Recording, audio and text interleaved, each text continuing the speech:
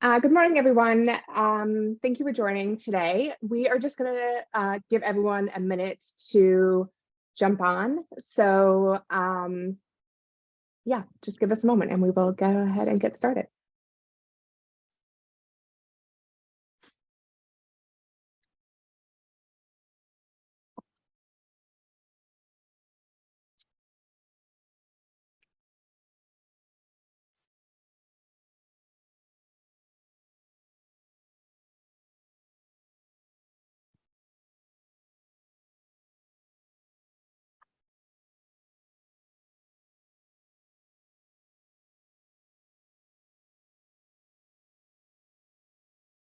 And while you're waiting, if you guys, I think you guys can do this. I think you have practice.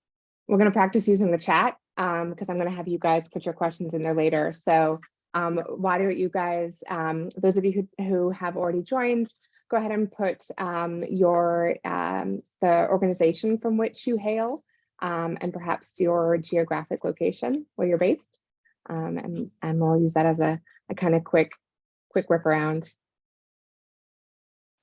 Hector, thank you for the great modeling.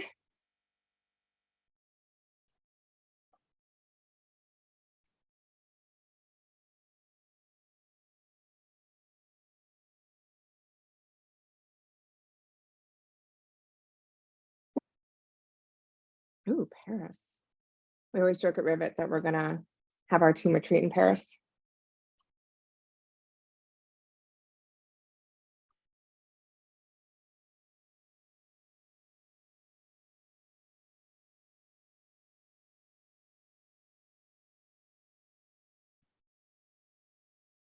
It's 3 minutes after, so I'm gonna go ahead and get started. But do continue to put your name, organization, and the location from which you hail in the chats, just so we can get a sense of who's on the call. I'm going to start up by introducing myself. I am Litzy Witkowski, and I am one of the co-founders of Rivet Education, along with my partner in crime, Annie Morrison. The purpose of this call is to give a brief overview of our 2023 research brief. And we are recording this call and we will go ahead and send it out at the end for those of you who would like a copy. The other thing, sort of from a logistical standpoint, is just due to time, I am going to ask you guys to use the chat to post your questions. Rivet and the rest of the panelists, whom I'll introduce in just a moment, will be monitoring that. And we will pause occasionally and address the questions that you put in the chat. So there'll be a few opportunities for participation today that I'll name. But in addition to those opportunities, I do encourage you, when your questions come up, to post them in the chat, and we will address them as quickly as possible. So many of you are probably familiar with Rivet, but just in case we have some newbies on the call, Rivet Education defines high quality professional learning and creates tools and services that support both states and districts in putting that definition into practice. Said another way, we are obsessed with high quality instruction materials and high quality instruction materials implementation, which includes curriculum-based professional learning. And so you'll see those themes, not surprisingly, come up a lot in this brief. The purpose of this brief, which we will release annually, this is the inaugural one, it's really threefold. There are three goals. First is to highlight the current data that we have on the supply side and the demand side of curriculum-based professional learning. And I just want to name that acronym. CBPL appears a lot in this brief. It stands for curriculum-based professional learning. The second is to highlight CBPL's impact on teacher practice and student outcomes. And the third goal is to kind of collate that data, synthesize that data, make it digestible so that a variety of stakeholders and decision makers, districts, funders, PL providers, et cetera, can use that information in their own work to improve their own services and just inform their own work. As I mentioned, we have a couple of panelists on this webinar today. We could not have done this brief without these folks, and we are very grateful for the data that they have contributed to this report. So we have CPRL, the Decision Lab, RAND Corporation, Ripple, and the Center for Education Market Dynamics. That one's always rolls off the tongue. Again, all these guys have done a bunch of research, some of them over many years in the case of RAND, on this particular topic. We are really excited for their contributions to this report today. So this report really centered on 12 questions, again, that all relate to the demand side, the supply side, and the impact of CBPL. And this presentation today is divided into those 3 sections. And so we're first going to dig into the data we have around the demand for curriculum-based professional learning. So one of the questions that we have is, why are education leaders demanding curriculum-based professional learning? And perhaps not entirely surprisingly, one of the leading reasons here is that a district has adopted a new curriculum and therefore wants some support in implementing it effectively. However, that is not the only reason that folks are that we're seeing an increase in demand for curriculum-based professional learning. And you can see here on the slide the other reasons that kind of bubble to the top as driving the demand. And this data comes from Decision Lab.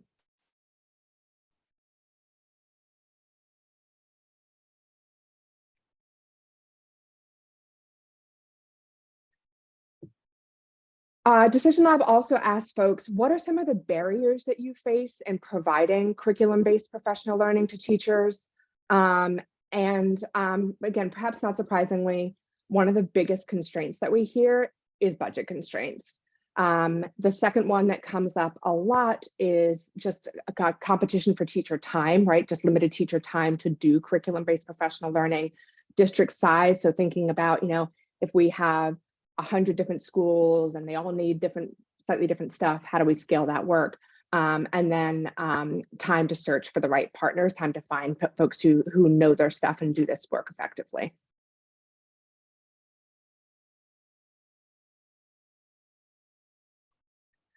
Another thing that district leaders indicated is really important to them when they, and our market research that we did with BSG last year really hit home this point, that one of the things that's really important to district leaders when they are thinking about CPL is the degree to which it is customized and flexible so that it's going to be tailored to their district's needs and really fit their district constraints.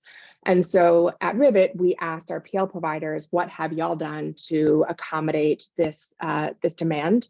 And the top 3 responses that we received from PL providers, again, are that they work hard to customize the CBPL that they provide to meet the needs of their districts, that they do try and offer flexible time so that, again, to kind of help with the problem of limited time for teachers to engage in CBPL, and that they also continue to think about ways to offer, to increase their remote offerings so that, again, districts have some flexibility in terms of in-person time,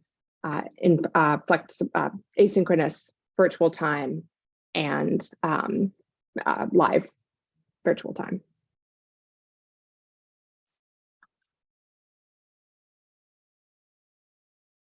One of the areas that Rivet is hoping to be able to provide some data in the near future, we're in the early stages of this, is shedding more light on what types and structures of curriculum-based professional learning are educators demanding through their service requests, and by service requests, we mean RFPs, RFAs, RFQs, RFIs, and also just sort of other scopes of work like grant applications and things like that.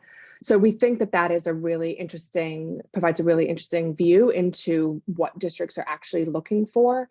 And so Rivet collects that information from districts, again, specifically around CBPL. So this is a little different than a sort of school watch that has a variety of service requests in it. our Service Connect portal on Rivet's website collects RFPs, RFIs, RFQs, RFAs, et cetera, from districts and states specifically around curriculum-based professional learning. And we are going to be analyzing those data to pull out some trends in terms of what kinds of structures and types of CBPL districts are sharing. So we will be building, as I mentioned earlier, on this report every year, releasing it annually, and this is a place that we hope to be able to share more data in the future. So I'm going to pause here. So we just shared a little bit of data, and there is more data in the full research brief. We're doing an abridged version today. But we've shared a bunch of data that sheds some light on the demand side of the CBPL marketplace. And I just want to pause here and give y'all an opportunity to do a little bit of digesting. So what did you notice in these data trends? What kind of struck you as, oh, that's sort of interesting. And is there anything that these data make you wonder about? Some questions that they prompt for you. So go ahead and use the chat function to put down a couple things that you noticed about these data and a couple of wonderings that they prompted for you. This would also be a good time if you have additional questions about the data. If one of your wonderings is, I'd like to hear more about that specific data set, feel free to put that in the chat as well. And Rivet or one of our partners will be happy to share a little bit more detail there. Lindsay, one question we've received in the Q&A is, are there any resources to clarify for districts authentic? To clarify if, I think the question is to say, if authentic curriculum-based professional learning is taking place in districts. Some districts may be operating under a misconception that curriculum-based professional learning is happening when it's not. Yeah, I think this is such a great point. The report that CEPO put out on the state of this CBPL marketplace, the emerging marketplace, I think hits home this point that people have different definitions of what CBPL even is. I mean, we don't even all use the same term to describe it. Rivet chooses to use CBPL as the term, but there are other ways that people describe that. So I think we don't have a common definition of this. We don't have common terminology around this, and that can lead to folks thinking that they're doing this when they're not actually doing it. And that also just, Rivet does a lot of work in the field, and that also sort of that concern jives with what we see anecdotally when we are out in the field talking to folks. They're like, oh yeah, we do CBPL, and then we'll go and observe it, and we're like, that's not. Or sometimes we get vendors who apply to be featured in the professional learning partner guide that Rivet puts out, and they will come to us and say, we do CBPL, so we want to apply to get into Rivet's tool. But then when we actually get into the weeds of reviewing the materials, it's clear that there's a misconception around what CBPL does, what CBPL is, and therefore we see those folks not passing through Rivet's process. I don't know if there's anyone else, any of our partners who would like to chime in on that as well.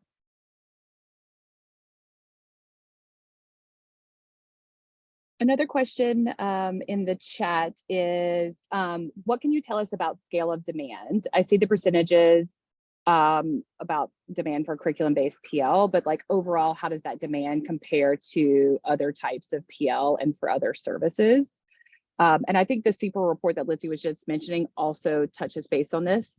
Hi, everyone. This is Annie, Lindsay's partner at Rivet, where I think in comparison, the demand for curriculum-based PL in the market is relatively small to all other types of PL. And I think the purpose of this report and our partnerships with the 5 other organizations that have joined us on this report, as well as all of you on this call, we all have the ability, I think, to influence demand there. And I think the CEPO report really calls for action there for all of us to collaborate to figure out ways in which to help build district demand. And I think a lot of that goes to the first question that was asked, is like helping to better educate districts on what truly is curriculum-based professional learning and what does that look like to support curriculum implementation effectively. I think there's some promising data, though, that's in this report that we actually didn't include in today's brief on the demand for high quality instruction materials in the market. So the Center for Education Market Dynamics shared with us that they collect data on like which materials districts are using. And over half of the districts that are in their database are using HQIM in at least like one grade level in ELA and nearly half in math. And so I think those are promising data points to say that the demand of high quality instruction materials is growing over time. And I think with like collective efforts on our part to better educate school systems and also to like, you know, further advocate for like curriculum-based professional learning being paired with high quality materials, that demand will grow over time.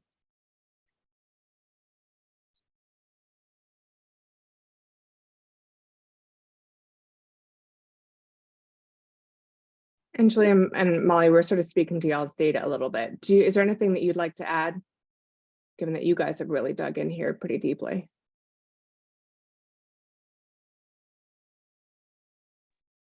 Yeah, I'm happy to add just one additional comment. And I think it's that, and I don't think this will come as a surprise to anyone on this call. You know, the extent to which there's demand for curriculum-based professional learning feels in some ways tied up in the question of how it's defined, and the extent to which districts and states and others who are, you know, the like sort of purchasers or procurers of curriculum-based professional learning are thinking about what they need for their teachers as curriculum-based professional learning versus high quality professional learning, versus coaching, versus like other ways that people talk about helping teachers to strengthen their practice and ultimately serve kids well. And so, you know, I think that like our research was definitely like revealed to the point that was made earlier, variability in the way that people think about and talk about professional learning and think about and talk about curriculum-based professional learning specifically. Yeah, it's so fun. And someone, Marky, you asked if I can share, you know, just like some of the misconceptions I've seen. I'll just share like one very quick example. And again, Molly, you may have things to add here, and then we'll probably, for time's sake, move on. But you know, again, people even define curriculum differently, as we know. So it is not uncommon for me to talk to a district or an educational service center, and they're like, oh yeah, we do curriculum-based professional learning, but the way that they're defining curriculum is basically like standards and sometimes a scope and sequence. And so they think that as long as they're doing professional learning on the state standards, that they are doing curriculum-based professional learning. And they're not wrong by their definition of curriculum, but again, to double down on Molly's point, it just shows that we're all using different definitions of words like curriculum and therefore like curriculum-based professional learning. And so misconception that, you know, that means that we're just not all talking the same language.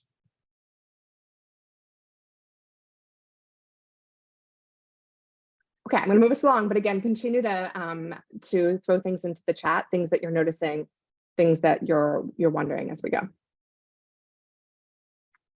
So now we talked a bit about the demand side. Now we're going to shift our focus a little bit and talk about the supply side. So not surprisingly, the majority of curriculum-based professional learning is provided to teachers by district staff, so by full-time employees. This includes people such as district level instructional coaches, school-based instructional coaches, you know, ELA department heads, those sorts of roles. Most of the CBPL folks report, and this is from Rand's AIR study, is provided in-house. That means an obviously much smaller fraction are provided by outside folks, including but not limited to vendors such as the ones that are featured in the Professional Learning Partner Guide. Another question we have is what types of CBPL, and Rivet defines the types as adoption. They're here on the bottom of the slide: adoption, launch, ongoing for teachers, and systems design and leadership support. So what types of PL are most widely provided by school systems and PL providers? We don't yet have great information about the types of professional learning that are provided in-house by districts. So this data is what PL providers report to us that they provide to their districts. So this does not include what, this is not yet included. Again, we hope to build this out in the future in future reports, but the data on this slide are just about what PL providers do. And so you can see here that very few PL providers say that they do a lot of adoption support. So in other words, about 80% of PL providers say that less than 25% of the services that they provide are focused on adoption. You can see here that more PL providers focus on ongoing support for teachers. So that's you're looking, so the highest yellow bar, right, is these are PL providers that are saying that 76 to 100% of the professional learning that they're asked to provide is ongoing for teachers. And again, we're curious, not to steal someone's wondering, but we're curious to know how this compares to what districts are providing in-house.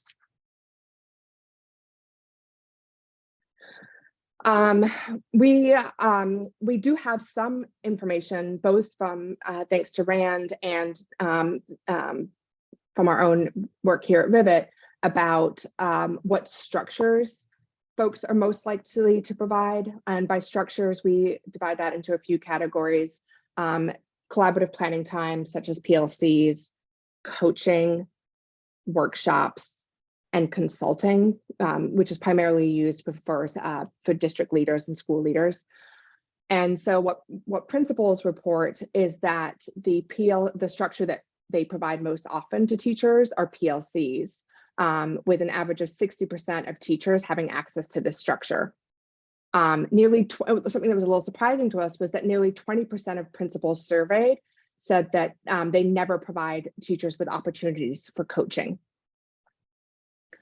On the PL provider side, Rivet surveyed PL providers and asked them, what structures are you guys asked to provide the most often?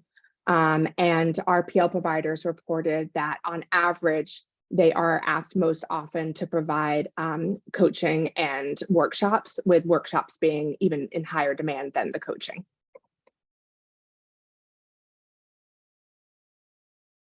The next two slides, this slide and the next one, are a list of the organizations who are currently featured in Rivet's Professional Learning Partner Guide. Just in case there are sort of folks on the call who aren't familiar with that tool, essentially what we do is PL providers can apply to our process.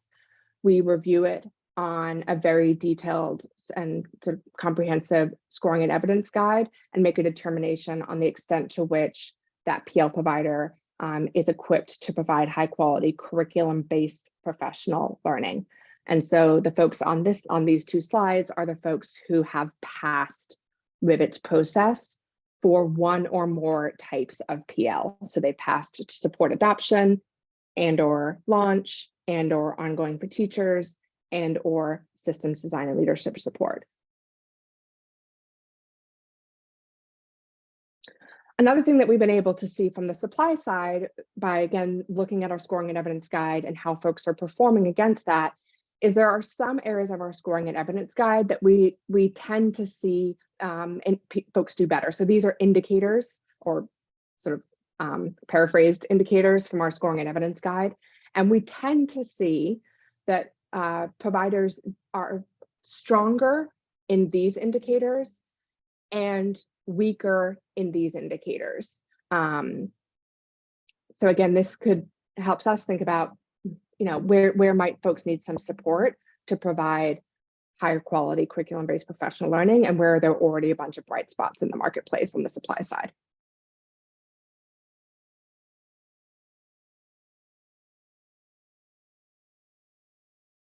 will also say one thing on one point on this, especially in Rivet's first couple of years, we tended to get more of the sort of usual suspects applying. So this data is slightly skewed, right? So we tended to get folks who have been sort of focused on HQIM and curriculum-based professional learning for a little bit longer. We know that there are probably tens of thousands of PL providers out there, all the way from, larger shops to, one-off consultants. And one of our goals is to capture more of that market. But we had sort of folks who kind of tend to be stronger at this applying to Rivet originally. And so it's a little bit of a skewed sample.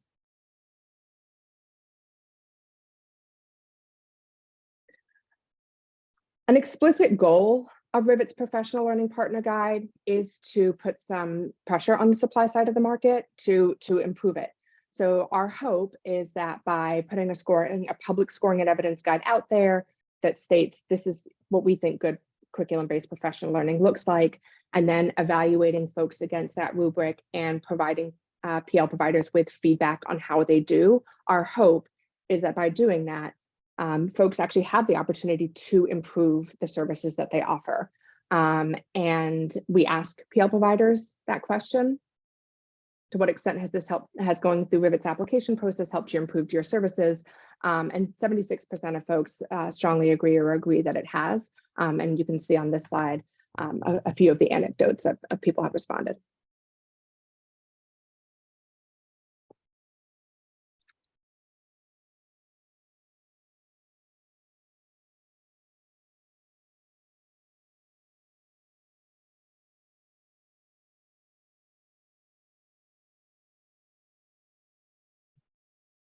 So again, I'm going to pause here.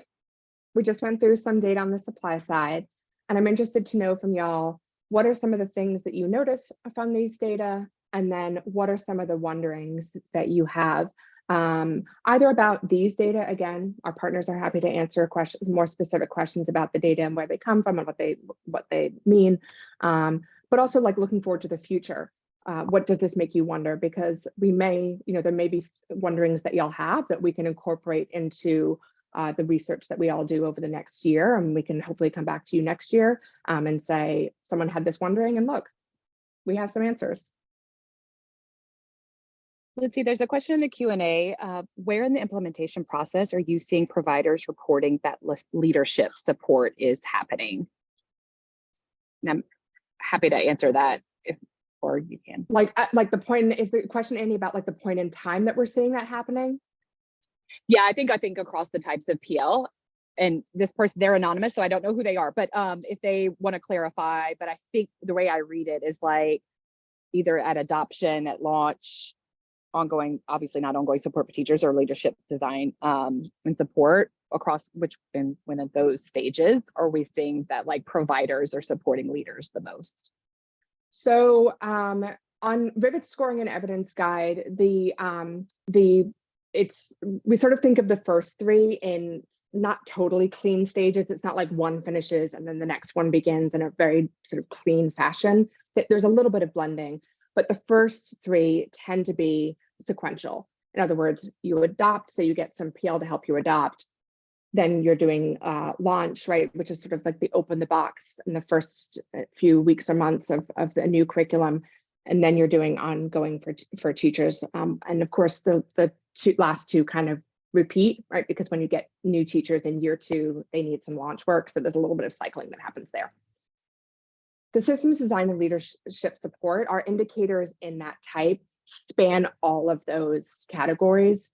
So I'd have to look up, I don't have it at my fingertips to know sort of like, are there in the artifacts that folks submit to Rivet, are they typically sort of more focused on observation feedback cycles, for example?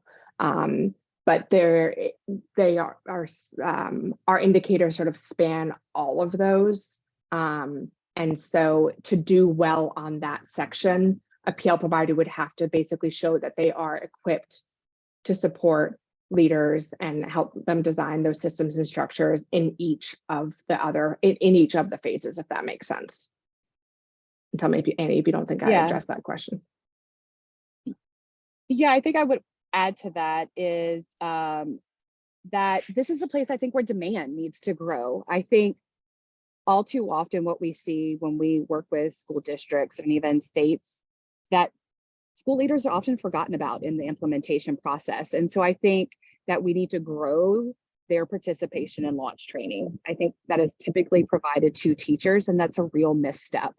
That launch training really provides the like foundational understanding of how a curriculum is designed, why is it designed in that way, and what does successful implementation of that curriculum look like. And leaders should be sitting in that training alongside their teachers, and often they're not. And so often the training that comes to leaders is more down the road when maybe implementation starts to go awry and that leader's like, I need help. I'm not sure how to fix this problem, right? I'm not an expert in this curriculum. And so I think this is a place where we do need to build the field's understanding of like the role that school leaders need to play in curriculum implementation and bring them on board a lot sooner than they typically are.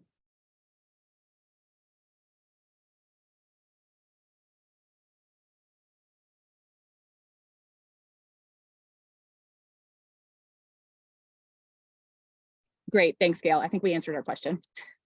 Okay, I'm not seeing great. any other questions in the Q&A or chat, Lindsay, so feel free to proceed. Thank you. Oops. Okay, and our last section is on impact. So what impact is curriculum-based professional learning having on the market? This is one of the questions that certainly I am most interested in knowing the answer to, that Rivet's clients are most interested in knowing the answer to, that many of our PL providers and our research partners in this work are most interested in knowing the answer to. The reality is that currently there is limited data here that we have to answer this question. RAND has some really interesting data on sort of impact of PL overall, but not all that is sort of specific to CBPL. And we are really grateful to all the folks on this call. Like, I want to call out Ripple here, is doing a ton of work to help us figure this out, help us as a community figure this work out. And so we are just really excited about the information and the data that is coming, that we hope is coming down the pike to help us more thoroughly answer this question. But I would say my synopsis of today's status would be, we probably have more questions here than we have answers.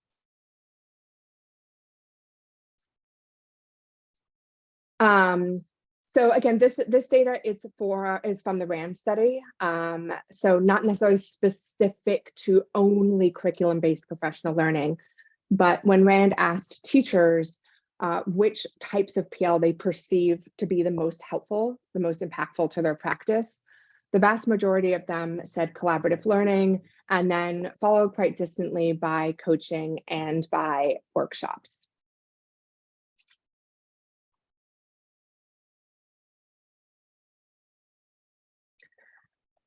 And then also from RAND study, another interesting data point from that was that there did seem to be a correlation between how frequently teachers participated in a PL structure and what they thought was more likely to, what they felt was more impactful to their practice.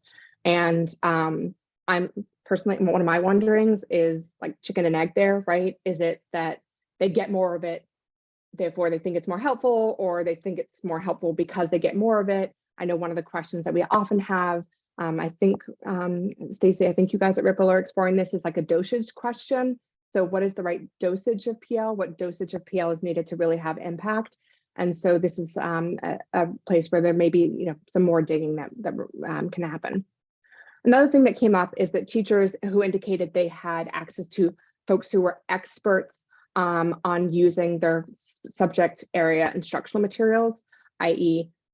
folks who really knew curriculum well, that the PL was, if they had access to those folks during the PL, that PL was more likely to be, to have a positive impact on their instruction. So this really, to me, says it really helps when you bring in some experts who deeply know the curricula, And we typically see in at least in Rivet's work, and I'd be interested to for our partners' perspective on this as well, that you know, if a district is launching a curriculum for the first time, they often don't have the in-house expertise on that curriculum yet. You know, if they're launching EL education for the first time, it just makes sense that no one yet knows EL that well because it's brand new. And so this is where at least Rivet sees the value of a PL vendor like those featured in our guide, the value of bringing those folks in to augment, not replace, but to augment local expertise, especially in the beginning, where again, it just makes sense that that expertise does not yet exist in a particular curricula.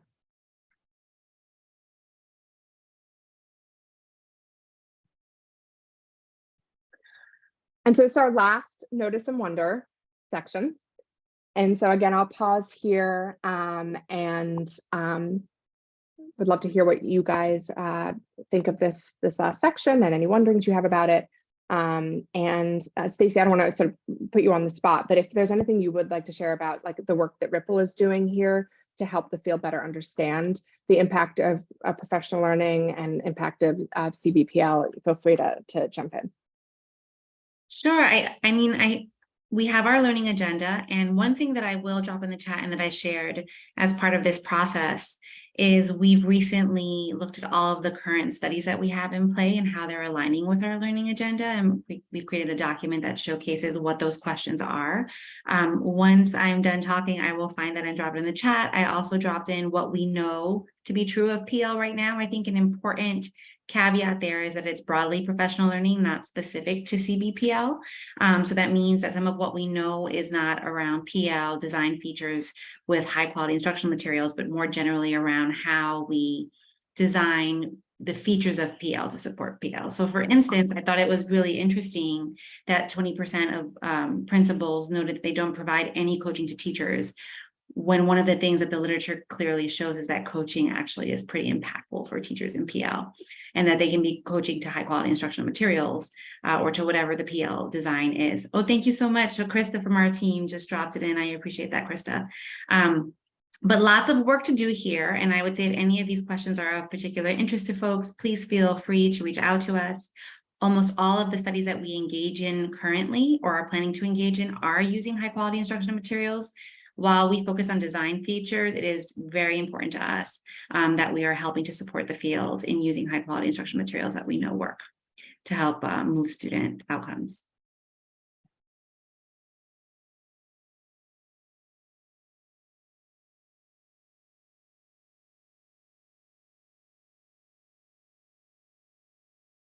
There's no other questions in the Q&A, let's see. Great. So that brings us to the end of this overview. I want to underscore a point that Annie made earlier, that there is, I think Annie made this point, that there is a lot more data in the full research brief, which is linked on the slide, but of course, don't think you can click on it because this is a PDF. So Annie will probably put it in the chat. But I do encourage you to download the presentation and share this link with colleagues. Because we do go into more detail, more questions and more detail on these questions in the full research brief.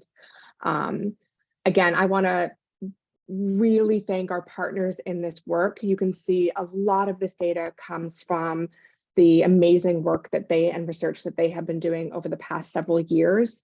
And we could not have done this without them. And it's just, I personally think it's really cool that we're sort of joining forces on this, because I think each of us sort of looks at this work from different angles and different perspectives and sort of has different slices of the pie. And it's really cool to have the opportunity to put those slices together to try and paint a more complete picture of the curriculum-based professional learning marketplace. And of course, if you have additional questions, you can always reach out to us at Rivet, or of course, any of our partners who are on the call today. And if you do think of questions that you would like any of us to look into over the next year, please shoot those our way, because again, as I mentioned earlier, we will release this report annually, and we hope that we continue to be able to answer more questions more thoroughly. and your input on what data you would need to inform your work, which is one of the goals of this brief. Your input is really important to us.